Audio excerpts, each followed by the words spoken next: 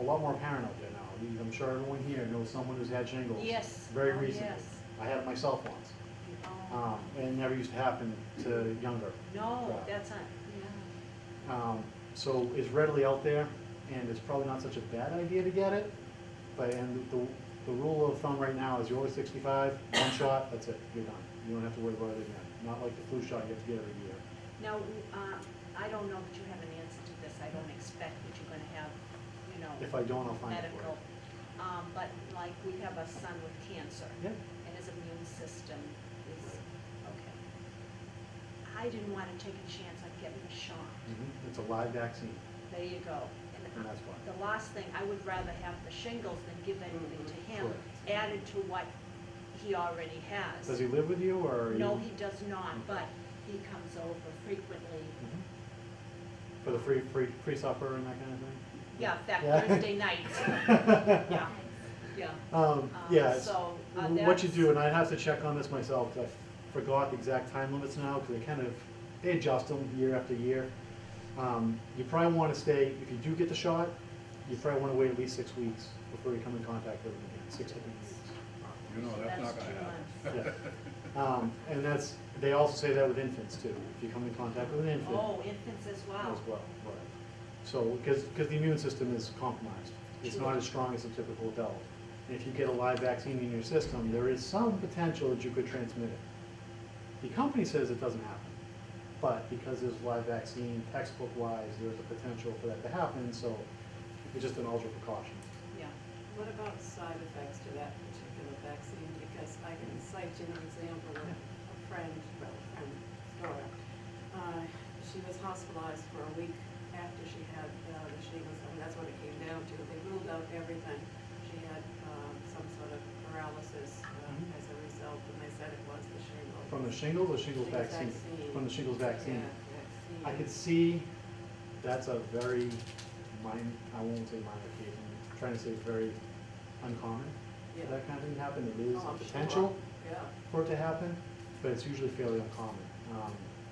As long as you are healthy, you know, you don't have a fever going on, you Yeah. feel in pretty good shape, your body should be able to kill off the vaccine pretty easily after you I've get it. never heard of this myself, so, Yeah. and she's also a nurse, so I just don't understand And- what's going on there. Was she working too, like an active nurse? Yeah, she was working, she was with psych and mental health. So she may have come in contact with something that reduced her immune system without even really realizing it Yeah. necessarily.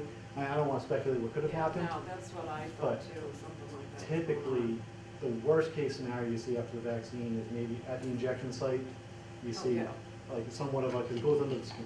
So you see somewhat of like a red Yeah. blotch that may expand a little bit, but it does usually go away after a few days.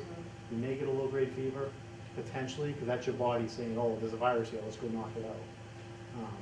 And that's really the biggest thing we see, is that. And How good is the reporting system from doctors and nurses regarding medication drugs? 'Cause, I know of one agency where we have a lot of people that have side effects to medicine. And if you sit down and write out every single side effect and all those forms, like in Florida, that's what we had, and we had to do that. But some agencies don't have that. that's been a huge focus of what's going on. Right now, to answer your first part of the question, it's terrible. Yeah. And what I do, I'm not a typical pharmacy. I don't just hope people come in the front door and I fill their prescriptions and send them on their way. I handle that too. But I do a lot of assisted living. I do a lot of special packaging for people Oh, yeah. where I have all their meds sent over to me. I package them all up for them so they're in compliance programs, what I call it, the management program. And I deliver the meds to them every month. So the way I get that program started for an individual is I have to get their med list from their doctor. 99.9% of the time, that med list is wrong. Now, you would think your primary care doctor has the most up-to-date meds. What the problem is, things happen. There's phone conversations that happen where he tells you over the phone, oh, take 2 of that now. It doesn't make it to the records. You go to the hospital, you get discharged on something that you're supposed to be on as maintenance from that point on. That doesn't make it to your Right. records. So it's a lot of factors. You see a specialist who put you on a med. Yeah. That didn't make it to your primary care records. That's a big push they're making right now. I know Leahy in particular is getting everybody on the same network. All the specialists, all the primaries, all the visiting nurses. everybody is into the same computer system. To hopefully get information, because information is the more toughest thing in healthcare, trying to get information from one group to the next to the next. So ideally, having everything in one place should be able to straighten that out. A lot of times, that's my job right now, is to go through that med list. Yeah, it takes days. I get a med list. I then call the pharmacy they're currently at, transfer all their prescriptions over. Then I have to look back, what's different, what's the same? Are they still on this anymore? Maybe they, maybe you haven't filled it for a few months, but you're still taking it, but you had mail order once, so I have to try to figure out all these different factors. Then I call the primary care doctor back and say, okay, this is different. Has there been a change recently? Then they need to go back through and look at all your notes, and then they'll tell me, oh yeah, this will change on such and such a date. So it takes me a few days to finally make sure the patient is getting what they're supposed to be getting before I start them on management program. Then from that point on, I just take over, and you guys don't have to worry about it. Everything's done through me. How good are the primary doctors about getting back to you if Very you don't good. reach, yeah? Most of them. Again, we're generalizing Yeah. here. Right. But the majority of them are very good about it. Usually I can go through one of the staff members up front, and typically, especially when it's something like this, like I'm trying to get this patient on the management program, Right. they're very supportive of that, especially because the patients I get typically have a hard time taking their prescriptions because they have 12 bottles on the counter, and they may forget to take one morning or just get too confused with all their vitamins and everything else. The physician's office is usually very supportive of what I'm doing. So they try to get me on the right track, and they know from this point on, if any changes go through me, and that patient will get that change correctly right away. So that's kind of what we do. And that's, Yeah, no, I'm a nurse and I've worked in mental health for years and I just retired. But the big problem, we have the same kind of program with one pharmacy handling all the meds.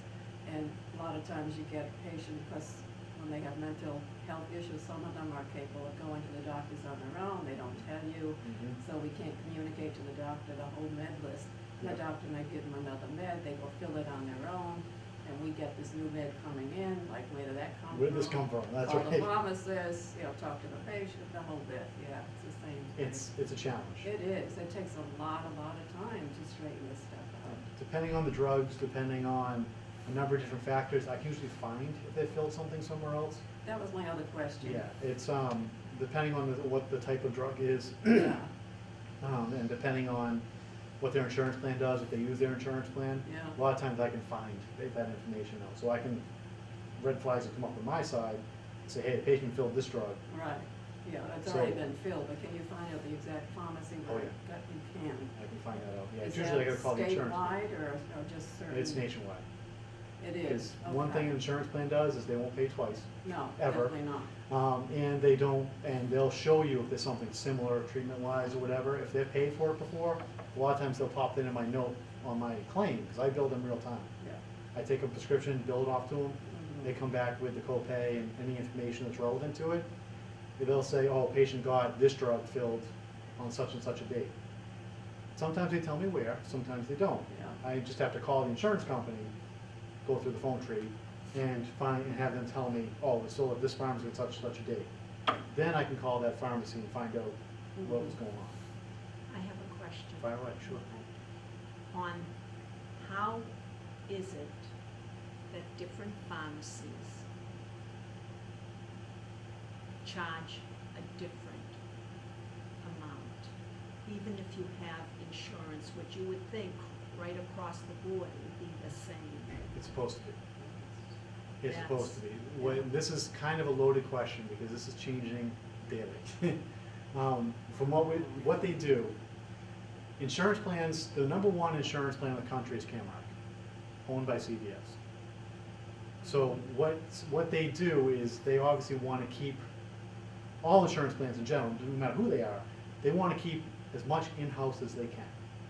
They want to fill all the prescriptions. They want to collect your monthly fees for the insurance plan. They want to handle everything themselves because it's cheaper for them if they can pay themselves for a drug as opposed to paying me for a drug. From the cost standpoint. That's why they have these big mail order pharmacies. So what they do is, especially with private employers, they offer up these health plans to private employers. Caremark will say, here's your prescription plan. If you sign off on this, you'll pay X amount per month. In the small print, it says patients must use mail order. Or if they use mail order, it'll be cheaper for them than if they go to a retail pharmacy. So a lot of times they'll say, we'll give you 3 months for mail order for 2 copays. And where if you came to me, you have to pay 3 copays each month. Or there's another little trick, rider they put in there that has it as if you go to a CVS pharmacy, you can get the 3-month supply, where they wouldn't let me do that because I'm an independent pharmacy.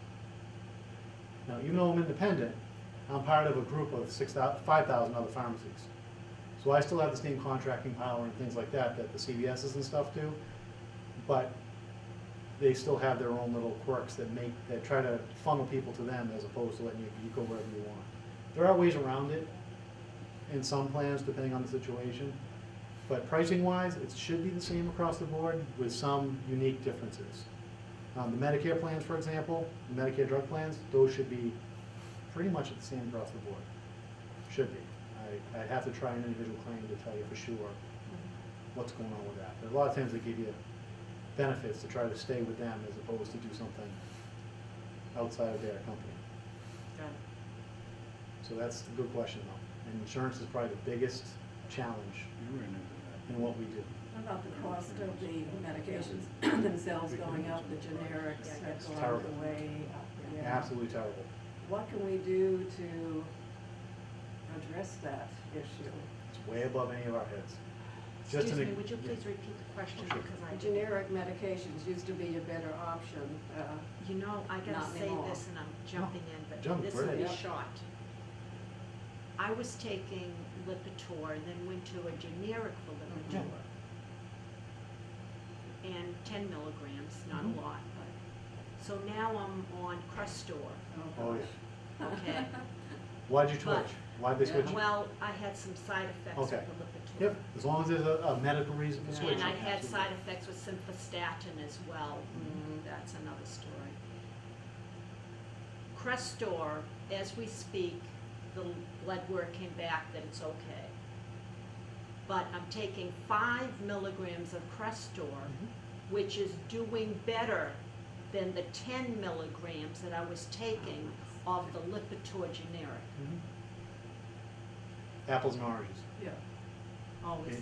Yeah, it doesn't matter. They do the same thing, but they're different drugs. So you can't compare milligrams to milligrams. Okay. There's some drugs I can give you 0.0002 milligrams of it, Mhm. and it could knock an elephant out. So you can't compare milligrams. It's just what the components are. It's how it works in the body, how the body breaks it down, and how effective, the effective dose is what you're looking at. So 5 milligrams may be just as effective as 40 milligrams of simvastatin, so Yeah, for got it. example. So you can't really compare Mhm. two different drugs. And there are a lot of charts, so we know if you're on 10 milligrams of Lipitor, you were getting good results, cholesterol-wise. Not as good as now, though at 5 with Crestor. All right, so let's just say you're okay on Lipitor, but the side effects were terrible. Yeah, there you go. We can switch you over to 5 milligrams Crestor as what they feel as though is a direct interchange to get you the same results, blood-wise, hopefully without the side effects. Yeah, exactly. And the same deal would be with Pravachol, for example, is another Well, one. that's that- what you take. That one, you may need to be on a 20 or a 40 milligram. Exactly, To get that's the the situation. same results. Yeah, that's exactly right. And that's just all it is, it's just all how potency and effectiveness Yeah. of dose. It's not that it's any stronger, like it can cause any more damage to you type of thing, because it's just different. So you I can't got really you. compare the two. Oh, that's good, I'm glad you said that, yeah. But as far as the cost of things goes, Crestor is terrible, Yeah. but that's only because it's still a brand. There's no generic available yet. I wouldn't be surprised if that comes out in the next few years, because it's been out for long enough, so it should hopefully, in the next few years, come out as a generic. But then there's so many companies that are not making certain drugs, have gotten out of it. I mean, even Mhm. your Digitalis, all these medications. That one's a tough are old ones, and they're fine, and they were cheaper. That went from being about $5 a bottle my cost to Yeah. being about $70 a bottle Yeah. my Oh, cost. my goodness. And this is overnight. This isn't something that Yeah. progressively get more expensive. The best story I like is a drug called doxycycline. I don't know if you ever heard of that before. It's an antibiotic. Use it for nasal infections, use it for Lyme disease, use it for a wide number of things, skin infections, whatever. It's used on everything, including by pets and animals for different issues as well. We used to be able to buy big bottle, 1,000 count bottle of it for maybe $150, $200, which is not too bad. The insurance plan's also only paying that amount, so they're not getting hit with a high cost either. Overnight, that, now I can only buy a bottle of 500, which is half as much, for $1,400. And that's overnight. So what the problem is that as individuals, we don't see that. Because the insurance plan's the one that has to pick up the bill on that. And when you question why the price went up so high, it's just because they can. There's not a shortage of ingredients. There's not, in fact, there's a manufacturer actually pulled over from making it. There's actually even the same amount of ingredients available for 2 manufacturers before. Now it's one guy making it and taking charge of what they want. So, and that's part of the problem in healthcare right now. That's why they're having such a hard time. There's no answer. Insurance plans charge an arm and a leg for the service, for the people that can afford to pay it. The drug companies charge an arm and a leg for what they're giving out, but they're saying it's because it costs us so much to make it with research, so on and so forth, and it all comes back down to the consumer that needs it, and who's gonna pay the bill. I don't know about you, but I couldn't afford to pay $1,000 for an antibiotic, just for a nasal infection. Do you know what I mean? So that's kind of what that's why there's no answer to what we're doing. Medicare is really stepping in now. They're putting capitations on things. From a drug perspective, it hasn't really hit yet. What they're doing now, Medicare is stepping in by having us focus on disease states as pharmacists, which is great. So if you have diabetes, for example, you should be on 3 or 4 different medications. One is for they want on antiplatelet therapy. They want you on ACE inhibitor to help with kidney blood flow, and obviously diabetic meds. So what they're doing now, what Medicare's doing now, is they're monitoring people from the outside through the insurance companies, because the insurance company pays the bill. They know you got that med. You see what I mean? So they're telling me, okay, Mrs. Smith is on a diabetic med, we'll just say metformin. But she's not taking an ACE inhibitor, she's not taking an antiplatelet drug. Go find out why. And they're having me do this. They want me to first talk to the patient, find out that it wasn't tried in the past and I'm just not aware of it. And then the next thing is I gotta call the doctor and say, why are we not doing this? So Medicare is dictating to you what? They want me to follow up and do this paperwork to find out why the textbook treatment isn't being followed by the physician on this patient. And it could be something as simple as, oh, I pay full price for the lisinopril because it's so cheap. I don't want to have to get it from mail order, so I just pay for it. And so I gotta put that in there saying, that's what's going on. So the patient is getting it, but there's just no record of it because they're paying for it out of pocket, as opposed to getting it through the insurance company. But if they're not getting it, what is the next step after that? We gotta find out why. And then what do? Report it to Medicare, and then what do they do? Then, as long as there's a rational reason behind it, Yeah. between my conversation with the physician, then And what do you mean by a rational how would they meaning say? maybe we tried it before and the side effects were too great for this patient to be on this drug. They got the cough, for example, was a side effect of lisinopril, just a constant dry cough. If it was a constant problem and every time they changed to a different one, it wasn't doing the job, then we can just document that, and that's why they're not taking it. You see? As far as what happens after that, Yeah. I don't know, because now it's out of my hands. Yeah. Now I think that they go back with the physician, Yeah, and say- discussion with them, yeah. but that's what Medicare is doing. This is fairly recent. Okay. I It mean, has to be, yeah. I We've was had aware these, of that we've one. had these systems in place in the past, Mhm. but now it's gone from being a good idea to do to being mandatory to do. Yeah. And if I don't do it on my side, then there's potential I could lose the contract for that insurance Yes. plan, Yeah. which means I can no longer bill Caremark, which is the largest plan in the country. So that's why they're kind of making it mandatory for us to be now doing a little more than just checking the drug, making sure you have the right drug, no side effect, no interactions, that kind of thing. They will also now want us to make sure you're taking all the drugs needed for your disease state. So it's getting complicated. Yes, It's getting complicated. yeah. How does nothing to do with what you were just saying, but That's fine. how is the Mass Health affecting you as a owner of the company? I know I got a nephew he was waiting for open heart surgery. He's not gonna get it now because he has other complication. But his medication and everything is up in the hundreds of thousands of dollars. And when he goes to pick up his prescriptions, he only pays $1. Mhm, mhm. $1 for all his prescriptions. Yep. Now, that's all passed on to Mhm. The state. the state or everybody else that's carries insurance, you know, so are they gonna? Problem number two.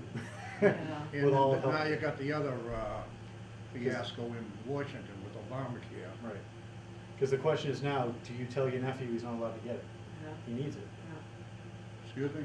Your nephew needs it, your nephew needs the meds, Yes. so the option is someone needs to pay for it. He obviously can't afford hundreds of thousands of dollars a year on the meds. Yeah. So if the state doesn't pay for it, who's going to? Or you just don't give it to him. And that's an even worse problem because Yeah, now we're if you don't basically. get it, he's gonna. Exactly, he's not gonna make it. So it's a loaded gun in a way that we don't, there's no right answer. Other than the government's gonna just handle it, and that's why we pay taxes, so on and so forth. And the fee, basically the money comes out of us in order to do so. As long as it's not being abused, which unfortunately there's always abuse one way or another. In his circumstance, that's 100% legitimate, and that's why it's out there. There's another issue that's going on now with the hepatitis drug. Yes. You heard about that one? $1,000 a pill, more than that. Yeah, Yeah, I know it's several roughly about people. 40, and I, don't quote me on numbers, because these numbers Yeah, kind of they go up. get thrown out there, but it's Yeah. almost $40,000 a month to be on this med. But it's a potential cure for hepatitis, which has never been out there before. What the problem is, a lot of the patients who have hepatitis are on the state welfare program. Mhm. So the state's paying $40,000 a patient to handle this, because they may be, whether they got it from drug abuse or whatever, they now. For a 6-month course, Right, right? so they're on this drug for X amount of time, which actually in your field, you've probably seen a lot of that. Yes, we do. It's like social security. Everybody's got a problem. Everybody that comes into this country, after a while, is on social security. Well, that's the- Originally it was for people retiring, Right. but now, everybody in the country is on, young and old and everything. I have no intention of even thinking Social Security's gonna be around by the time I'm ready to retire. No. And it's one of those You'll things, be that's- there. we just write that off. Social because it's- Security might not be. No, but Social you- Security's gonna be gone, that's what I'm saying, like, none of us, it's not even an option for us to even consider, which, back when you were my age, Yeah. that was always in the back of your mind, that safety net's there for you, you know what I mean? It's not even a thought in my mind anyway, that that's even gonna be available. It's the whole problem with healthcare, and that's, because there's a huge need out there, the need is very expensive out there. There's reasons for it to be expensive, you can't just beat these guys up saying, you're charging too much, you're all trying to make billions, which they do, make billions and billions of dollars, but if they didn't make that money, that drug would never be there. You know what I mean? So these cures would never make it out to the market because they don't have enough money to finance or put the risk out there. There's no answer, and that's what the problem is. And the thing that bothers me so much is that every time there comes a survey about the best healthcare in the world, and you see Guatemala is way ahead of the United States, and we're paying more, and we're ranked 47th or something. It's a horror. And I don't know what their particular setup is like, but the whole socialized healthcare, like they have like in Europe and things like that, like I always think it's funny, you know Michael Moore, the guy that does Oh, those yes. documentaries? He did the big documentary about, I think it was England's healthcare system, Mm. how wonderful it was, how everybody's on it, and how everyone gets taken care of at a basic level, but it keeps everybody healthy. The funny part is, he wouldn't have qualified for that healthcare, because he's overweight, for his age, and I think he smoked. Because of that, he was already not gonna be accepted on that healthcare that he was promoting as being the best of the best. He wouldn't have done it. You know, so it's one of those things, there's no right Mhm. answer. Having full control of the government like they probably have in that socialized network, I assume that's Yes. how it's set up, is probably the best way to go in a way. Because that way you know there's one individual calling shots. And all these private companies that can charge whatever they want for a service. I believe in the healthcare for the country, but not the way it was put in Yeah. this way. Exactly, and I that's, mean, it's, it was wrong the way it was approached. and it's still gonna take a long time to straighten everything out. Oh, if ever. And it's gonna crash and burn before it gets any better. I think it's gonna be closer than what we think. Yeah, absolutely. It's gonna take some time. Maybe the next election. I want to ask a question about, since I work in the mental health and the Yeah. drug abuse sector. Yep. we don't have a needle exchange program in Massachusetts, or do we? No, because you can buy needles without a prescription. That's my next question, yeah, so people can go in and they get the diabetic syringes, Yes, is that that's what it correct. is? Yep, And they can just walk in without a prescription? that's correct. Because I have, There's questions on that. yeah, As far as the ethical standards of that, there's questions on whether it's right to do that. It's a state law that we have to sell them, yeah. so we do. How much do they cost? It depends where you go. I'll be honest with you, off the top of my head, I don't even know because I haven't sold. Oh. I haven't sold, it's not a very common thing in either in Winchester or here in Georgetown yet that I've had to do. They could be anywhere from like $4 for 10 of them Yeah. to some places charge 12. Mhm. It depends on what brand they're carrying and what they feel is the right price for it. Did your store in Georgetown, did that expand, or is it the same size as it was when Jack had it? The square is the same. Yeah. The actual interior, I redesigned the whole thing. I built the bench out, I made it larger. Uh-huh. Because with my packaging program, I need to have a little more room than a normal pharmacy does. Yeah. So, because I have like different types of, I have a whole different computer system and things like that. So I do have it a little bigger behind the bench. So the front store is a little bit smaller. Now, do they have a pharmacy across the street from the Mhm. post office, or is that But just? CVS is there. CVS. Yep. Yeah, there's a CVS over there. How can you compete against CVS and the big pharmacies like that? It's all about service, is what it is. We run things, we're small. Yeah, You keep it small on purpose. Like when you walk in the front door, I know who you are. I'm gonna have your prescription in my hand before you even get there. I'm not gonna ask for your firstborn to find out if this is you before I hand you the prescription. You know, we just have the like the kind of drone mentality. You go, get up the register, say, okay, what's your name, what's your birthday, where you live, what's your phone number, all that stuff. You don't, I know Mary when she walks in the front door, type of thing. I know Mary's grandson is so-and-so who comes in. That's one thing. It's all about the service part of it. uh-huh. The second part is our deliveries, which they don't do. They don't want to have to deal with it because it can be a little treacherous at times with doing deliveries. We do same-day delivery, and we deliver everything. You call me up and say you want a tube of toothpaste, I deliver a tube of toothpaste to you. If you, anything you need, we'll take care of it. It's one of those things, you can call me with something that normally a pharmacy wouldn't do, just something, I don't know, something you're looking for. You used to use this salve way back in 20 years ago. I'll find it if it's out there, and I'll get it for you, and we'll bring it to you, type of thing. Where it's not gonna be an answer of, oh, I don't have that, have a nice day. It's, we're gonna put the extra effort in to service you, basically, to service whatever needs you have. And that's kind of what we do. How can you compete price-wise though? They're doing big quantities compared to your little quantities. I'm part of 6,000 other stores, Okay, so it's actually 5,000. We're right in the middle, I can't remember the exact number. yeah, But we're part of a buying group. That's how you do it. So we try to get, so we have the same type of pricing that they do. The pricing structure I put in, because I have different options when I open up a store. The pricing structure I put in should be better than what CVS has to offer. Should be. I'm basing that on what my vendor is telling me. They know what the prices are, and they give me my retail prices should be better than what the big guys are. So, you know, I could be making more money if I charge more, obviously, being a little store. That's not my intention. I want to be there for the customer. I want to service them as much as I possibly can. So I have my stuff priced at a little bit lower point than some places would. So, and it's one of those things if you compare. If you buy something all the time, feel free to come on in. If it's wrong, if I'm higher for some reason, I'll make sure it gets changed. I'll fix it. Permanently for everybody, not just for you. because it takes somebody like Walmart who has. Walmart's a different animal.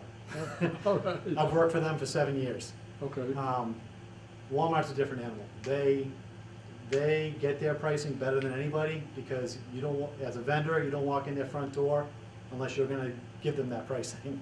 They won't even talk to you, okay? And they have that kind of power.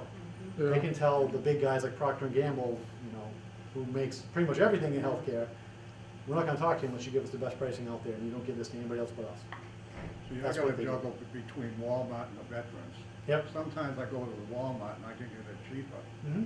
Now I can go to the veterans and get it cheaper than Walmart. Yeah, veterans a great situation, and that's changing for the better. Yeah. They've always gotten a bad rap in the past, the veterans services have, especially from the drug point of view. they're actually getting pretty good. Either there's no charge, or it's like $3 or $9 It's $8, Yeah. $8 subscription. for and- 3 months. Yeah, I know our boy in Washington put it up to $8 this year. Yeah, I It know. was at- It was at $6, $7. From a fee perspective, and basically it's because the government is just like Walmart. They can go to these drug companies and say, we're gonna buy the drug from you, we're gonna service all of our veterans with it, which is probably the largest community in the entire country, Yeah. and you're gonna give it to me for this price. Or we're not gonna buy your brand, I'll go to your competitor who makes the same generic, and we'll do that. See, Walmart would charge me $60. I went to the vets, I got it for $9. Yeah. 3 months supply. That kind of a spread is odd. If you have insurance, then that's why I like to tell people, make sure you have your insurance cards. Most people come into me, I ask them what kind of insurance they have, they don't know. Because it's confusing now, and rightfully so. You have a dental card, health card, prescription card, secondary prescription card, if you're on Prescription Advantage, a secondary plan, whatever. Then all of a sudden you get this discount card that Medicare sends you in the mail. Where do you go with? A lot of times it's hard for us, we can figure out what kind of insurance you have a lot of times. Sometimes it takes a lot of phone calls, but we usually can figure it out, but if we can't, we may not know if we have all of your coverages in place. So if I see a price that comes out at $60, I'm gonna start asking questions, from my perspective. Where another place that's doing so many prescriptions, They'll just run it through. they mean, if it goes through an insurance plan, they're done with it. They're gonna pass it on to the register, and if you pay the $60 without question it, then game over. You paid $60 and that's it. You just wanna make sure you understand it. If you don't understand it, let us help you with it. Because you can lay everything on the table and I can tell you what each thing is doing for you, type of thing. Or especially when it comes to like Medicare drug plans, I highly suggest you reevaluate every year Yeah. on those. No one likes to put that kind of effort in, and honestly, from an individual perspective, there is no effort involved. If you come into me with your drug list, I will do it for you in November. I'll go on the Medicare website for you, I'll put all your drugs in totally anonymous, your name's not on there, and it'll spit out for this geographic area what the cheapest prices are for you. And I can lay it all out for you, I'll show you which ones have a deductible, if you know what that means. I'll show you which ones have, what your monthly fees are gonna be. Medicare is very good with that. Their website's phenomenal. Anybody can do it. Lynn,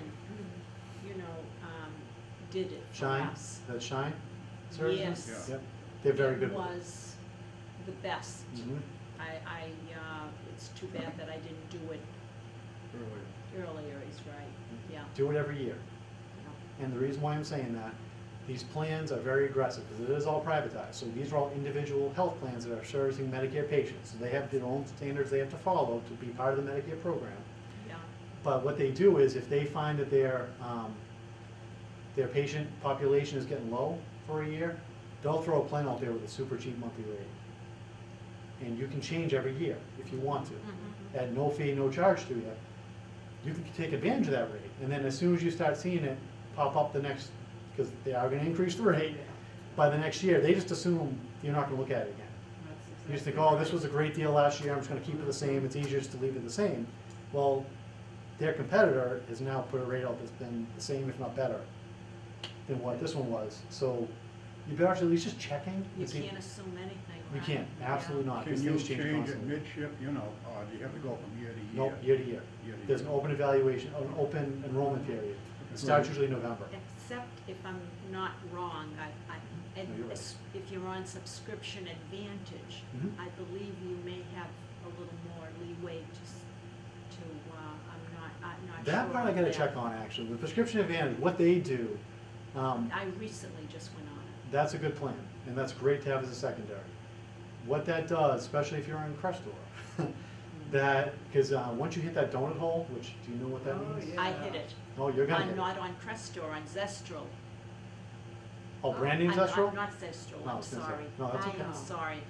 Xarelto, Oh, yeah, that's another one. That's another one's gonna whack you pretty good. that does. Yes, yeah. and throw in Crestor in there too. You're gonna see the visit that donut hole a lot sooner than you think. That's what, Um, yeah, you got it. So, what Prescription Advantage does, the new setup, the old setup was great. It used to always be the same price, they would always cover your co-pays, but the new way it's set up, it's designed to help you when you hit that donut hole.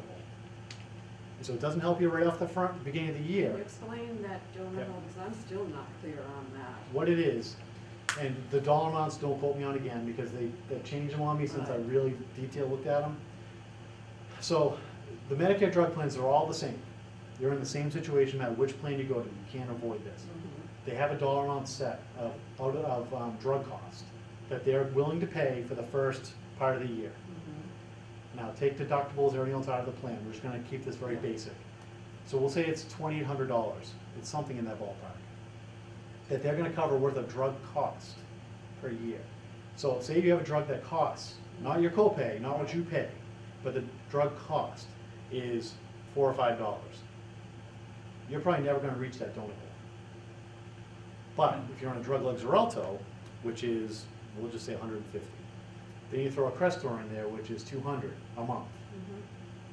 You're gonna get there pretty quick. You're gonna be hitting there probably October, September timeframe, just with those two drugs. Exactly. Not to mention the other ones you're throwing in the mix too.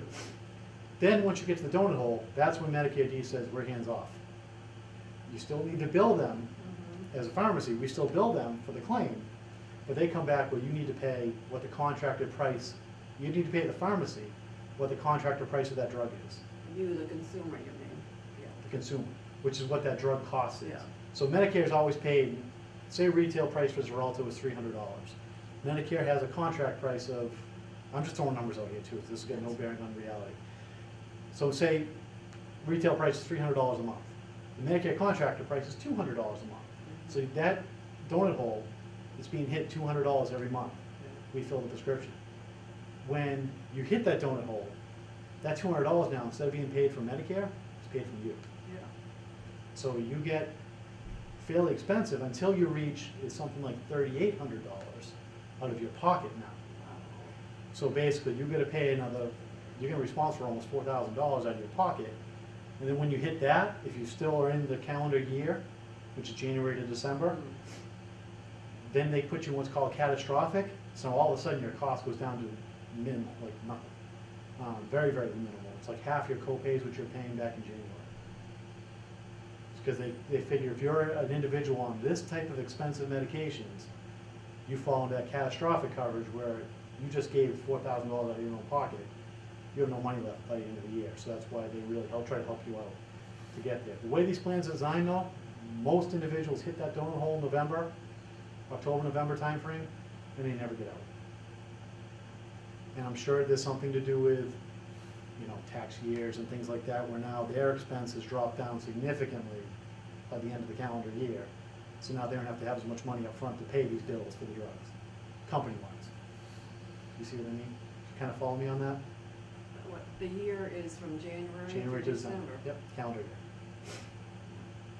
Yeah, so that's how the whole donut hole thing works. I never had to really work with too many patients who were able to do that or had that problem, because they're all on, mostly on SSI. And with Medicare, with Mass Health as a Mass Health, secondary, that yeah. never comes into play. No, I know it. No. I remember when this first came out, though, we went crazy trying to look into this plan probably 10 years ago or so. Oh, it's horrible. For They've changed a lot 72 since then, too. patients, looking up which program to get them into, Yep. and then reminding them we had to go through this again next year. But Awful. with Prescription Advantage, especially if you just started on it, make sure the pharmacy has it. Yeah. Even though it does you no good at this moment, like you're not gonna see any financial benefit from it at this moment, the reason for that, one of the faults I have with Prescription Advantage is the only way they know you reached the donut hole is if they've been billed for all your prescriptions leading up to it. And from a pharmacy perspective, again, they're filling a whole bunch of prescriptions all over the place. They see a paid claim, they're gonna get you out the door as fast as they can.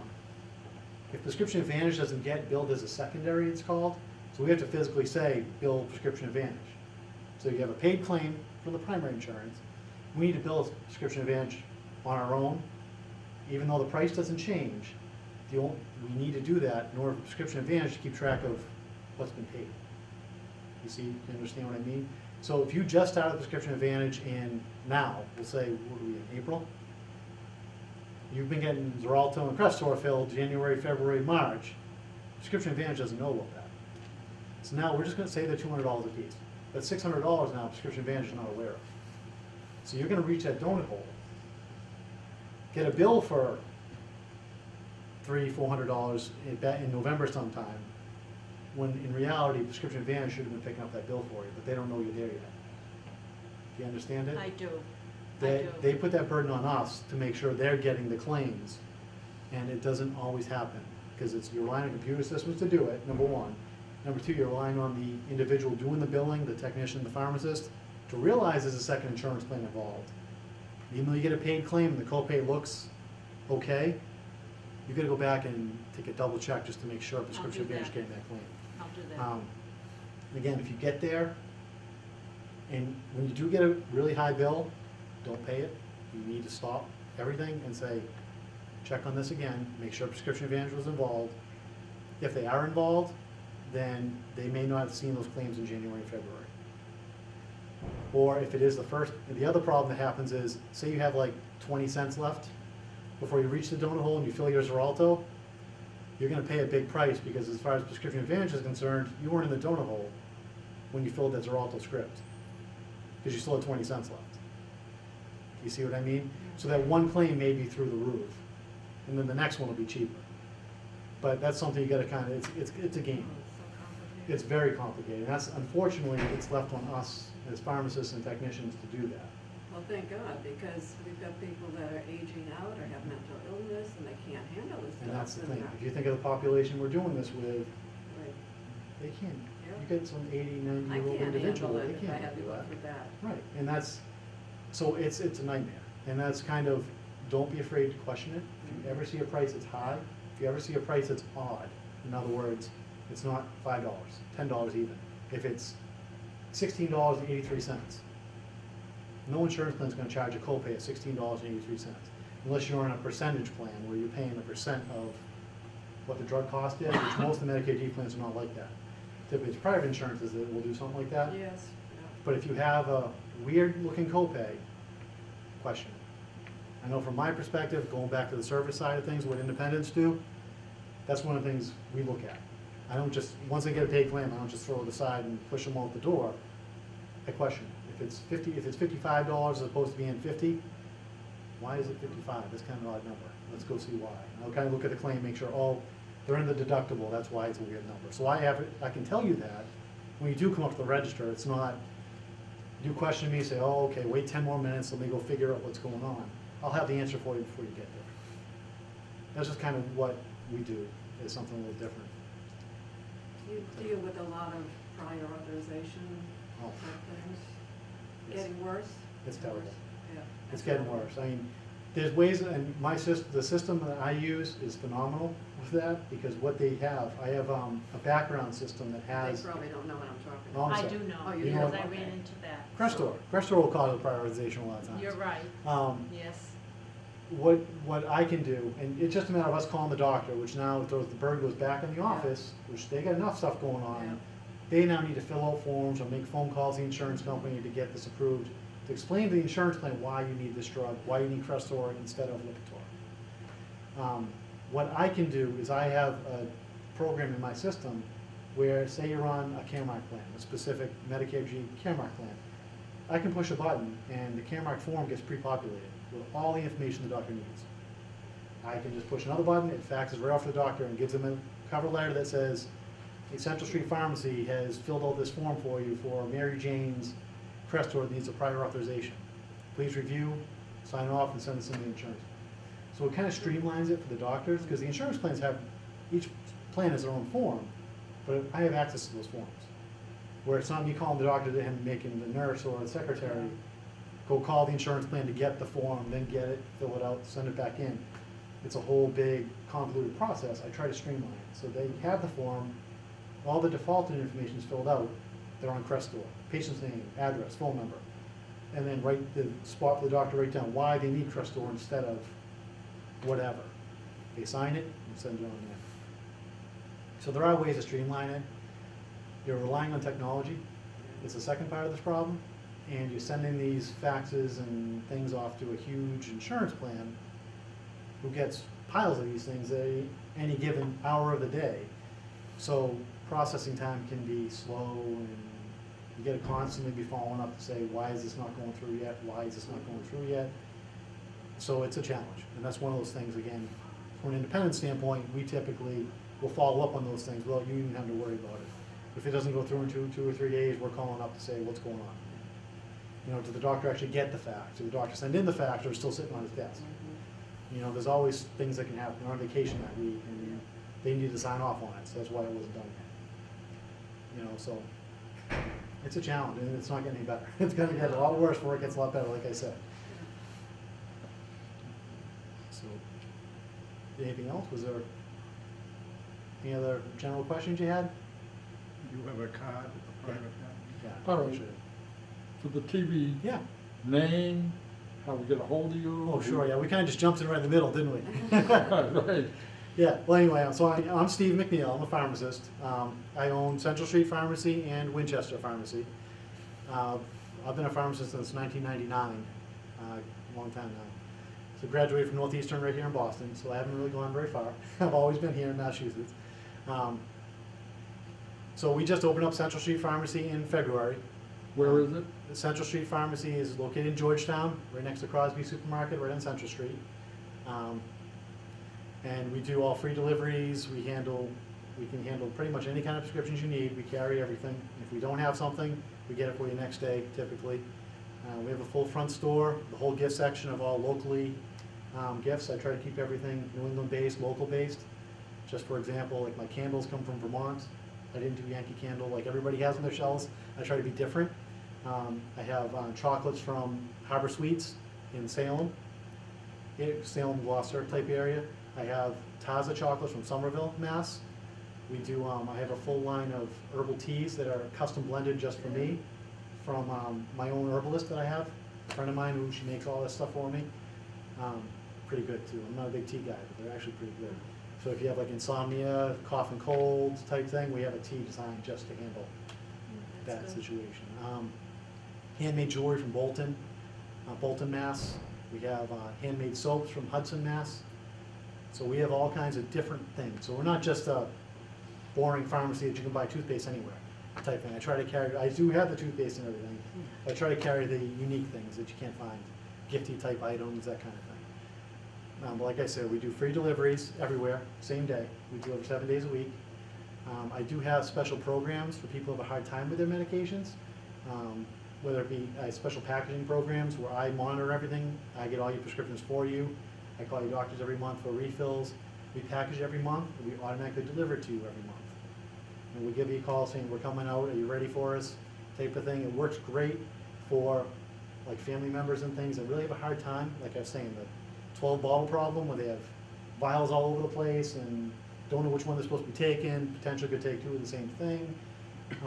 I organize it all for them in special little plastic packages. So they take 12 pills in the morning, all 12 pills are in one bottle. It's all dated and timed, so they know 8 a.m., these are my 12 pills, all listed for them.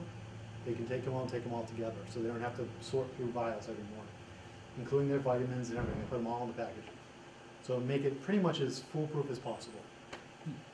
And I'm in touch with the doctors, and I get all the prescriptions, like I said. And if you have like an elderly family member or whatever who you're really concerned about them taking their medications, it's a great program, because if they're not taking the meds, I see that. When I go pick up the next round of cards, I see if there's not bubbles punched out. If they're missing that 5 o'clock dose every day, I can see that. So my next thing is, what can I do to fix this? Do we need to get a different medication they don't have to take at 5 o'clock? Is there a way to space it out? If they're really good taking their 8 o'clock meds, should I have them take one in the morning and one at 8 instead? I'll be making a phone call to the doctor to see about making sure compliance is happening. And what's the best way to fit this patient's lifestyle? Because everybody's different. You know, some people do great taking their morning meds and forget the nighttime meds every time, or vice versa. They cannot remember the morning because they're too busy going out to go do their bingo in the morning or something. So, I visit a gentleman at Havel Crossing, yep, and he's got a machine up there with the speaker. yep. It's just automatic, whatever time it was, 9 in the morning or 10, his meds comes down, he was showing me, and then he said, after I take my meds, a half hour after I take my meds, my son is on the phone. Did you take your meds, Dad? Well, I'm actually meeting with a guy on Thursday Yeah. that does that machine. I'm gonna start using that machine myself as well, where I'm gonna fill it up for the patient at the homes. Yeah. That machine is for, I'm doing that mainly for individuals who have like Parkinson's or type of issues where they can't manipulate the cards I have. So I want an answer for those type of individuals who, it spits out for them, like you said. Yeah. There's a text notification that can go to your son, your daughter, to me, can go anywhere that says patient took their meds or patient didn't take their meds. Yeah. The technology there is unbelievable, and that's, you need to utilize it better. And that's why I wanna bring that into my services as well. He says it's fabulous. Yeah, it seems like it too, and that's why I'm meeting with a guy on Thursday, the actual, not to throw brand names out there, I think it's a Philips, something or other. I'll meet with him on Thursday, because I'm very interested in myself, and I think it will serve a lot of the patient population that I want to take care of, but I don't have an answer for yet, and that's kind of what I want to do. Excellent. Yeah, so that's neat, though, Ray likes it, because it's, the technology I thought was great. And so, like you said, text the son saying, hey, he took his meds today, or he didn't, Yeah, you know? yeah. He's 93, but he's really got it up here. He's smart. You but know, he we just work a can't- lot. Just with- can't take care of himself at home. I do a lot of house visits, Yeah. and that's something, again, that's what we do a little bit differently, being an independent. I do a lot of house visits myself, especially if it's someone who I have a concern about, not taking their meds, that kind of thing. I'll go visit with them, I'll go kind of sit down and kind of see what their lifestyle is, see what, you know, if they have a kitchen table that's just inundated with mail and paper and the pills are stuck under there somewhere, Yeah. you know, I know I need to try to find a better answer for them. I'll bring them a box that says, this is where your meds go. You don't take them out of this box unless you're taking your meds. You know, like, I'll try to find solutions for that, but that individual you're talking about, that 93-year-old who's sharp as a tack, and At I love 90 seeing at that. 92 years old Yeah. last year, he was working in a food pantry with me in Haverhill, really, 3 days a week. that's awesome. And he just couldn't take care of himself at home. We used to pick him up in the morning, bring him to the food pantry. He'd just sit there and bag apples and stuff like that.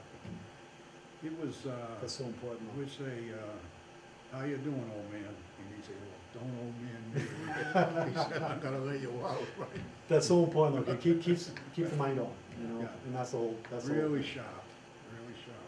That's I went up to awesome. visit him 2 weeks ago, and he said, let me show you the place. He had a walker naturally, because, I mean, we went up this aisle, that aisle, down to the rec room and dining room, it's all over.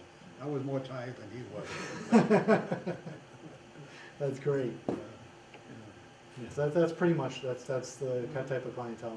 I service the ones that aren't thinking for themselves anymore either. Yeah, That, you know, they have services in the home and things like that, but we just try to streamline the medication, because they can be a nightmare. yeah. Like I was saying, I always go back to that whole 12-bottle situation, which is not uncommon, unfortunately. Until they went to this assisted living, Mhm. never took a pill, Really? never took a pill.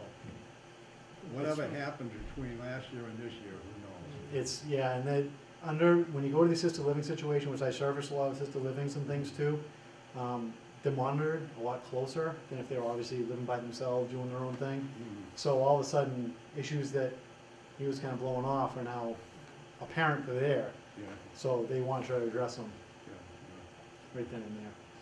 But yeah, that happens a lot. You have one busy man, that's for sure. We How do, many pharmacists do you have at your including myself, we have 6. 6? Yes. Yeah, so we, Uh-huh. and we're looking to bring in more, so like I mentioned to you before, with this whole monitoring thing that the insurance plans are having us do, Yeah. we're calling doctors and things. I'm probably gonna have to have someone kind of taking that over, because that's getting to be a real important part of what we're doing. So right now it's me. That's what I do pretty much all of that, plus I do the cards. And like I said, we wanna be out in the community, we wanna be visiting people at their homes, and, Oh, yeah. because I can find problems usually before, as opposed to just having someone walk in, give them vials and tell them to go on their way. Yeah, I can see a problem if I actually visit and see what their lifestyle is, see what they're doing, yeah. to try to custom tailor the services to what they need. That's the way I think it should be, because I work in mental health, and we can visit, we have the capability of 24 hours, 7 days a week, home visiting, give their medications right in front of us, Yes. twice a day. Yeah, Mm. that stuff. I have a few. I do some mental health group homes and things like that as well, which Yeah. they have staff on site all the time, on 24 hours, so those are a little different. That's me dealing with the staff to make sure Yeah. the patients have what they need. Yeah, well, our goal is to keep everybody in their own apartment. They come out of the state hospitals after being there for years, and then you have to be there with them constantly. But we've got people that are out in their own apartment for a number of years. And it's nice too, It they start getting jobs and they can Yeah. actually, work in Yeah, society. Get That's the way, reunited that's with the their whole point. families, and it's wonderful. Yeah. That's great. That's the whole point of what we're trying to do. Yeah. Yeah. Pharmacies are so important, believe me. All right, Firework, Central Pharmacy, Central Street Pharmacy, yep, next to Cosby's, right, in Georgetown. in Georgetown. And the telephone number It is is 351-207-5120. 351? Everybody looks at me like that. It's Comcast extension. I got Comcast phone Okay. system, and that's why they put 351 in there. See? Don't know why, and it's very odd. Doctors look at me like I have 10 heads as well, Right, but it is 351. 351, 207-5120. And the hours, We're open 9 to 7, Monday through Friday, 9 to 3 on Saturdays, 9 to 1 on Sundays. But we do deliver 7 days a week, and I have the phone system at night that you can leave prescriptions on if you need to, type thing. We have all the technology. We have apps. You can online apps for your phone. You put your prescriptions into. You can scan your prescription bottles to get your refills. I can send you text messages when they're done. I can send you emails when your prescriptions are ready. So we have all the bells and whistles as well as the big guys do. But we keep it small. That's the whole point. less is more. That's, yeah, exactly. And I purposely don't have the phone system that calls you when your prescriptions are ready. In my opinion, it's very intrusive. Intrusive, I mean, if you're sitting at home and all of a sudden you get a phone call that says, oh, your prescription's ready, come pick it up. 10 minutes later, prescription's ready, come pick it up. And that happens constantly. People complain about it more than they appreciate it, I think. So that's why I don't do the phone part. But the text messaging, the way it's designed, it sends one text when everything is ready. So ideally, you should just be getting the one text message. And if you get more than one, it's really easy to push delete than it is to go get up, answer the phone, listen to the message, push one to hear the message, thinking it might be something important. In reality, it's just another notification. So anyway, that's my personal feeling I want to throw out there. But so like I said, we do have all the bells and whistles. Optional. You don't have to get text messages. You don't have to get the emails. But it's out there if you want, type of thing. And I purposely, during the day, my phone system is not on. So when you call, you come directly to a person. I don't want you playing with the phone tree to go ask for a refill when we're open during business hours. But at night, you can do that. I'd rather they call right through and talk to me. It's just better. Faster on both sides, plus we can address any issues you may have instead of having to push one, push two, push three to finally get to somebody just to ask a question. I'd rather they call right through. So that's what we do. That's it. Yeah. Any other questions? Feel free to give me a call. I'll have some phones Thank over you here for very you. much. You're Very welcome. nice. Very Thank you. informative. Yeah, thanks for having me. I appreciate it.